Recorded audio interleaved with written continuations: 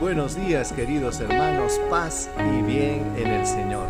Regresando después de una semana de retiro espiritual, les agradezco a todos los que han estado orando por los hermanos capuchinos que estábamos de retiro y aquellos que se preocuparon también porque pensaban que me había pasado algo. Aquí estoy, no hay problema, estoy bien y reconfortado por toda la experiencia espiritual que hemos vivido. Vamos a compartir el Evangelio del día de hoy, segundo domingo de Cuaresma. En el nombre del Padre, del Hijo y del Espíritu Santo. Amén. Del Evangelio según San Marcos, capítulo 9, versículo del 2 al 10. En aquel tiempo Jesús se llevó a Pedro, a Santiago y a Juan, subió únicamente con ellos a una montaña alta, y se transfiguró delante de ellos. Sus vestidos se volvieron de una blancura deslumbrante, como nadie en el mundo podría blanquearlos. Se les aparecieron Elías y Moisés conversando con Jesús.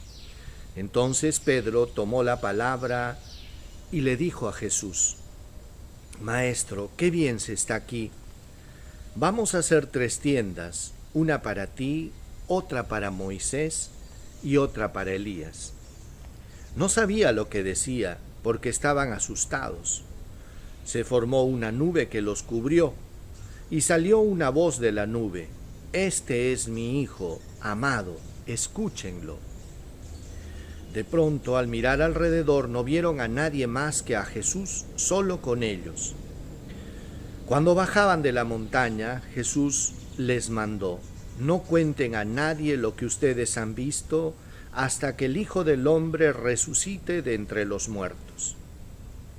Esto se les quedó grabado y discutían qué querría decir aquello de resucitar de entre los muertos. Palabra del Señor. Gloria a ti, Señor Jesús. Hermanos, en este segundo domingo de Cuaresma, la Iglesia nos propone este Evangelio de la Transfiguración. Aparece también nuevamente. Y justamente, ¿por qué? Porque el tiempo de la Cuaresma es un tiempo que nos ayuda a purificar nuestra fe. A purificar nuestra fe que tantas veces es probada, porque una fe que no ha pasado por el crisol de la prueba, entonces es una fe endeble, ¿verdad? Y justamente los discípulos iban a pasar por una situación muy dura, que era la pasión de Cristo. Una situación que hasta para ellos iba a ser escandalosa. Consideren ustedes la admiración que los discípulos tenían de su Maestro Jesús. Para los discípulos su Maestro Jesús era lo máximo. Imagínense, daba la vista a los ciegos, hacía caminar a los tullidos, resucitaba a los muertos, multiplicaba los panes. Lógicamente ellos estaban gozando un poco de la gloria de su Maestro, y verlo después morir en la cruz como un vil delincuente, humillado, escupido, ultrajado por todos. Morir de esa manera se convertía en una situación escandalosa que difícilmente los discípulos iban a poder soportar si no hubieran sido respaldados por la gracia de Dios. Y fíjense en la bondad de Dios, que en este pasaje de la Transfiguración vemos cómo Jesús aparta a 3 discípulos, Pedro, Santiago y Juan, los lleva a la montaña y delante de ellos se transfigura. ¿Qué cosa quiere decir?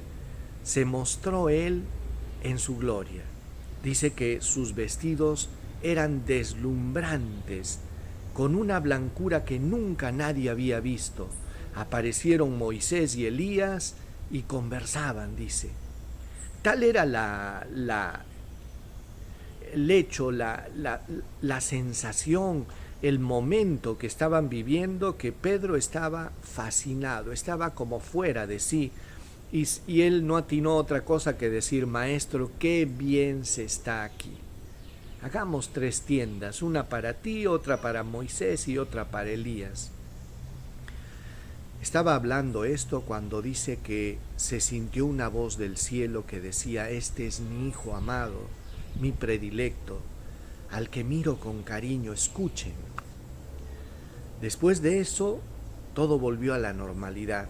Ellos estaban un poco asustados y Jesús les advirtió y les dijo que no se lo digan a nadie hasta después de que resucite de entre los muertos.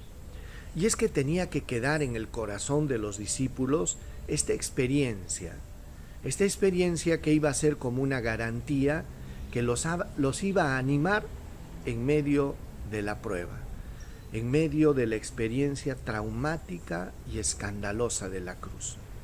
A veces, hermanos, nos toca vivir experiencias que nos escandalizan, ¿verdad? Y uno, por ejemplo, en estos tiempos de pandemia se puede preguntar: Señor, ¿pero por qué tiene que morirse una persona buena? ¿Por qué tuvo que morirse esta persona que era un padre de familia o este sacerdote? Y uno se pregunta qué es lo que está pasando, ¿verdad? Y es que a veces la cruz, hermanos, se presenta así, áspera, escandalosa. Solo desde la fe y solo desde la convicción profunda de que Dios nos ama y de una esperanza firme de que no todo termina aquí, es que podemos mirar el futuro con optimismo y con esperanza. Por eso, hermanos, no debemos desanimarnos, y cuando nos tocan vivir momentos de cruz, es ahí donde tenemos que aferrarnos a la fe con más fuerza, porque si Dios está con nosotros, ¿quién contra nosotros?, dirá la carta a los Romanos. Aquel que entregó a su propio Hijo por salvarnos, ¿qué más no hará con nosotros? ¿A qué le podemos temer? ¿A la espada, a la muerte, a la persecución? A nada, dice la carta a los Romanos, porque en todo vencemos fácilmente por aquel que nos ama. Por eso, hermanos, hay algo que diferencia a un creyente de un no creyente. Es que tenemos fe y tenemos sobre todo esperanza. Para nosotros la vida no termina con la muerte, comienza más bien la vida verdadera.